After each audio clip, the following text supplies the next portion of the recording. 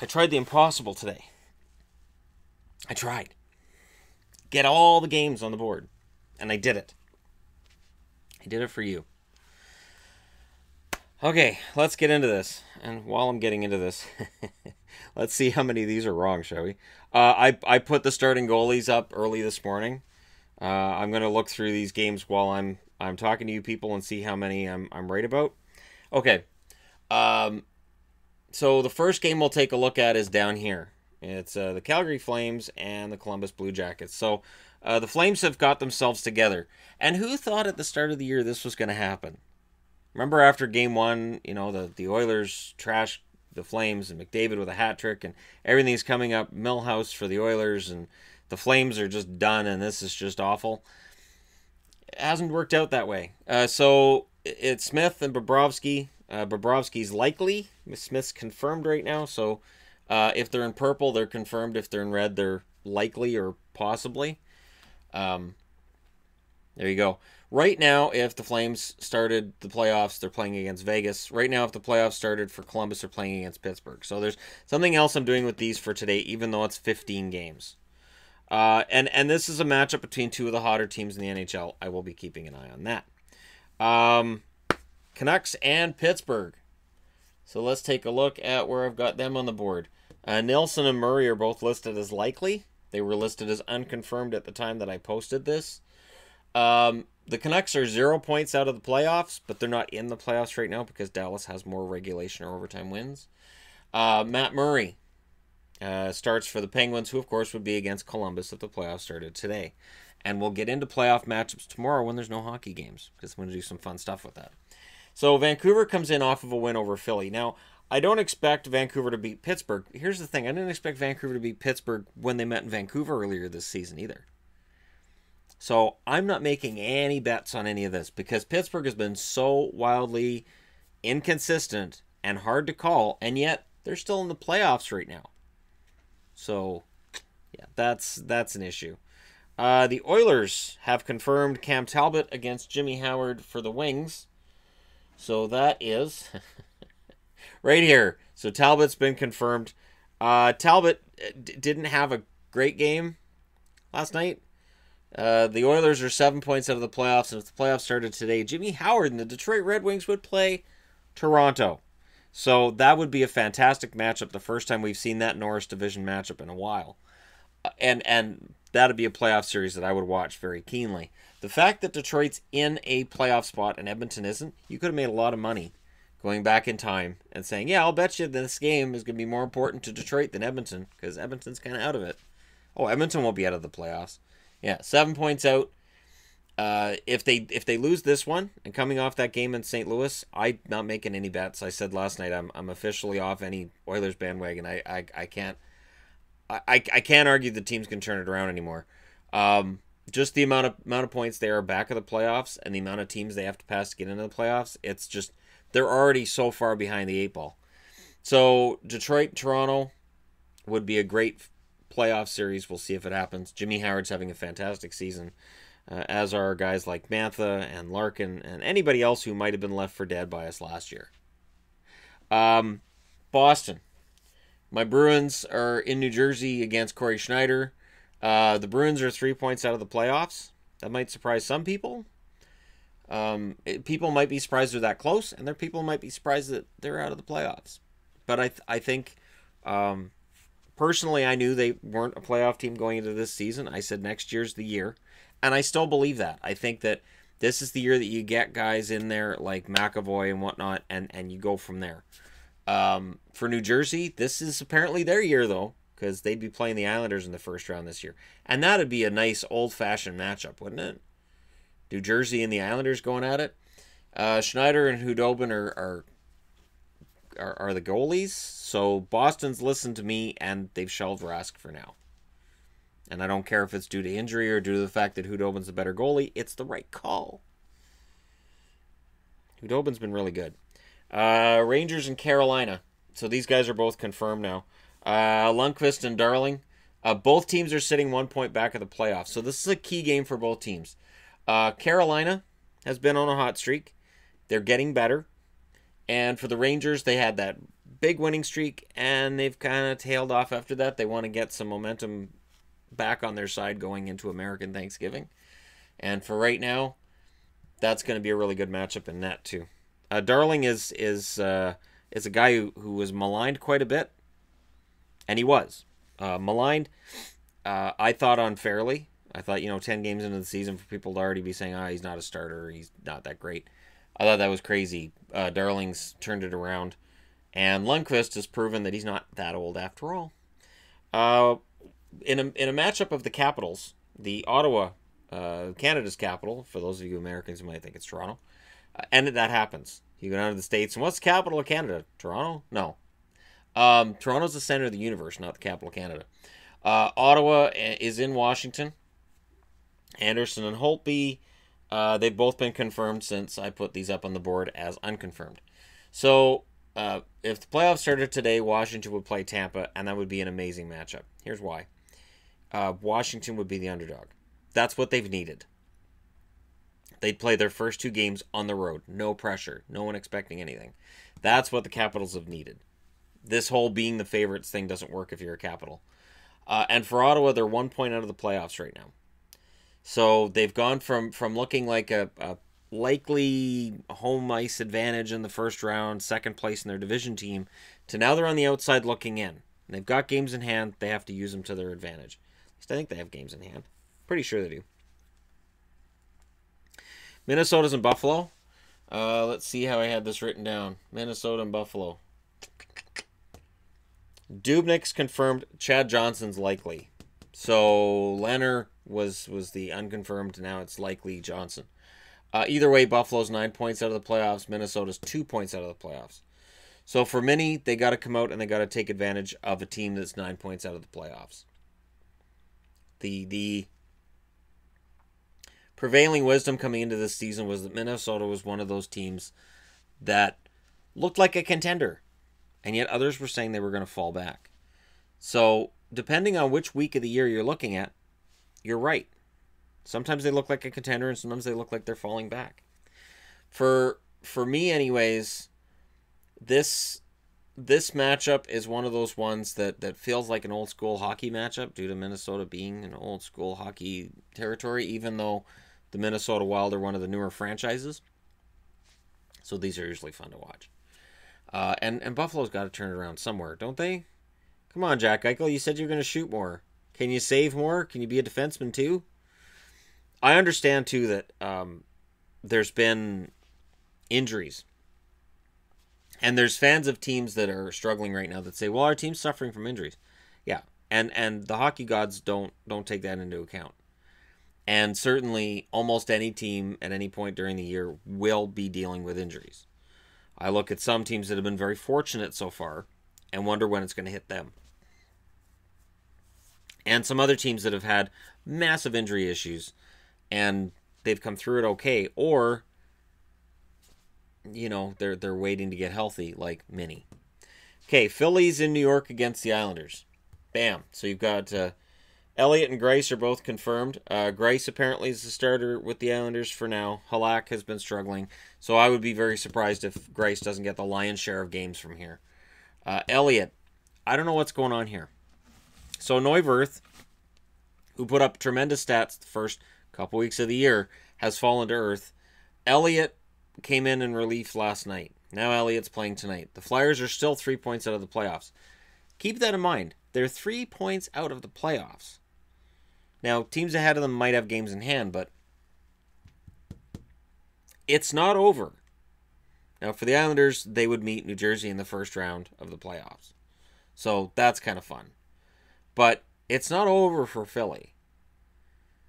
We're not looking at these races like there's this huge disparity between first and last. So we'll see what happens here. We'll see if Philly can get something going.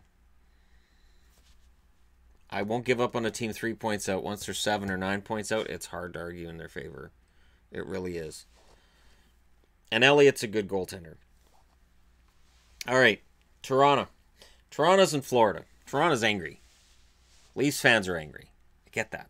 Feed on that anger. Enjoy that anger.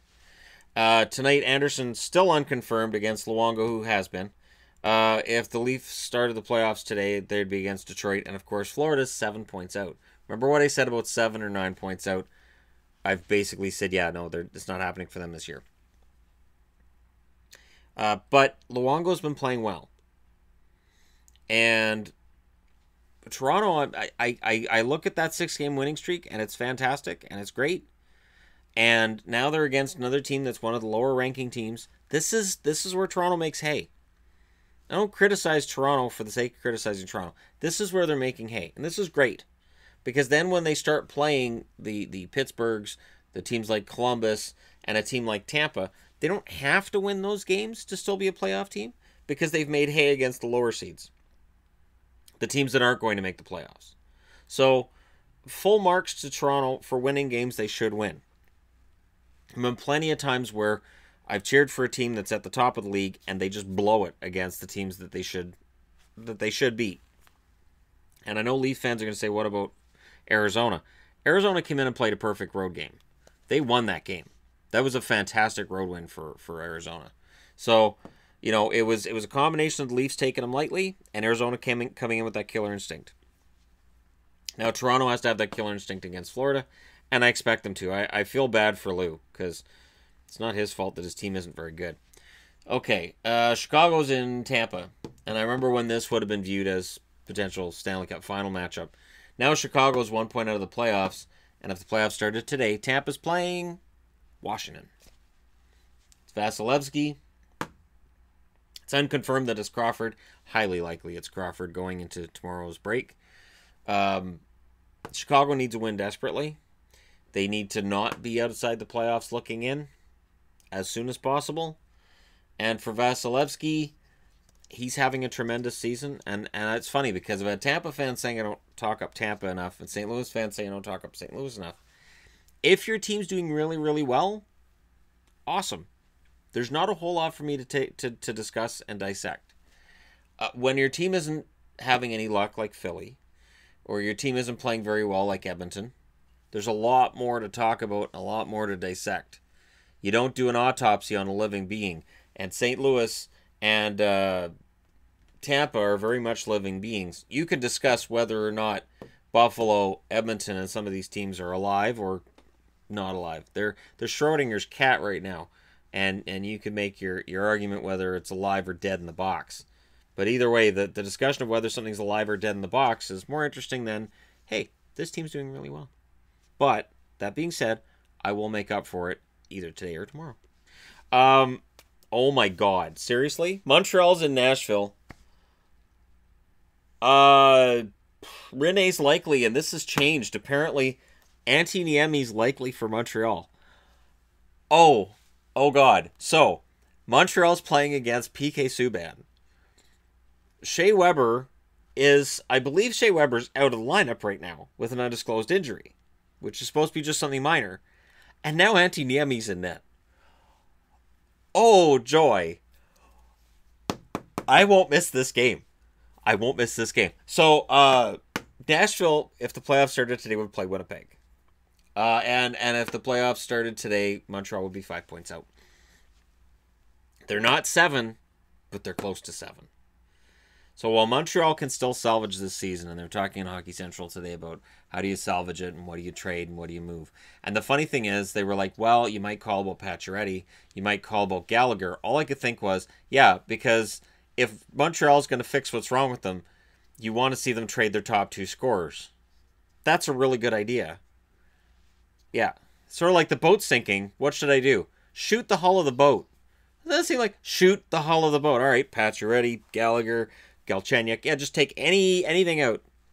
We're sinking faster. I don't know what to do. Fire Bergevin. We can't. Okay. So Montreal's 5 points out, and they're starting Niemi. All right. Likely starting Niemi. Likely. Niemi allowed 1 goal on first shots in his Canadiens debut after replacing Lindgren in Saturday's loss to Toronto. Here's Niemi's numbers. He's 0-4 in games that he's had a win-loss record in. 6.67 goals against average and an .812 save percentage and 0 shutouts. because how would shutouts work in that? Okay, moving on.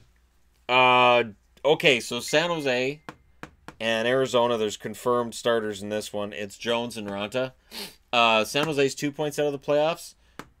Arizona is 10 points out. 10. Now, that sounds really bad, doesn't it? They're only 3 points behind Edmonton.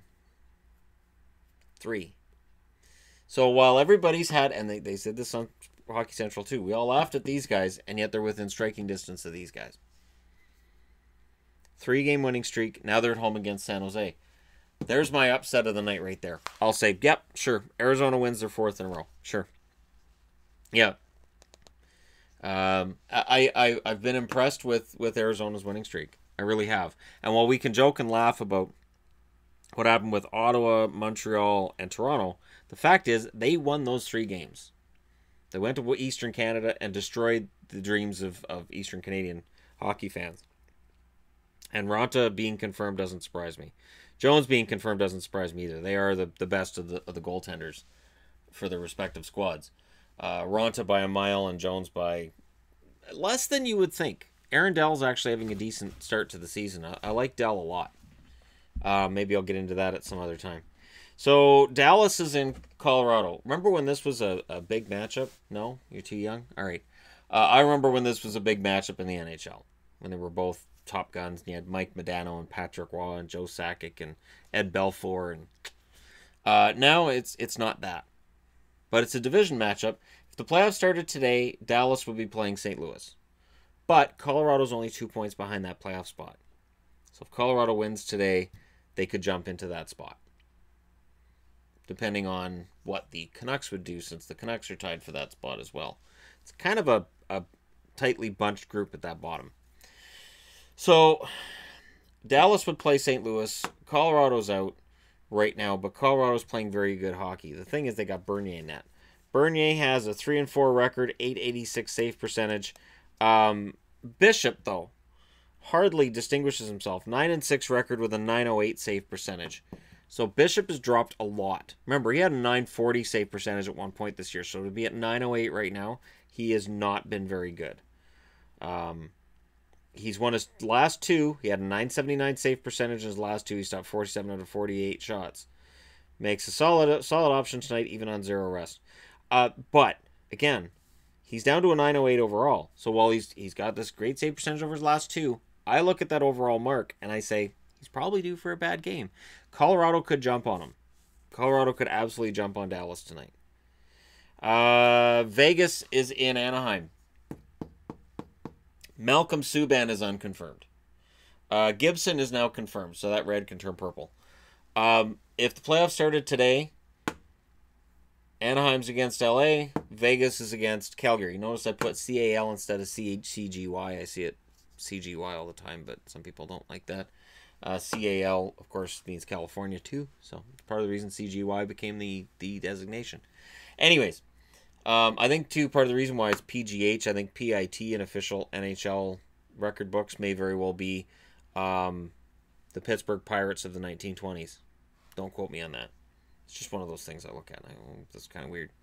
I try to, because I've had people ask me about the actual abbreviations I use. I use abbreviations that I've seen. I don't make up abbreviations. Okay, so Calgary for Vegas, LA for Anaheim. Anaheim is playing very well right now despite injuries. Vegas is playing very well despite the fact this is their first year as a hockey team. So this will be a much better game than it has any business being. It really will. It's going to be a very good game. And I'm not going to hazard a guess on who wins it because, honestly, Vegas is playing above their heads, and they'll continue to do so. And Anaheim is playing very well despite the fact that both Getzlaf and Kessler are out. Top 2 centers. I can't think of another team in the NHL that losing their top 2 centers could stay afloat. I really can't. Winnipeg's in LA. Interestingly enough, Hellebuck is out. Mason's confirmed.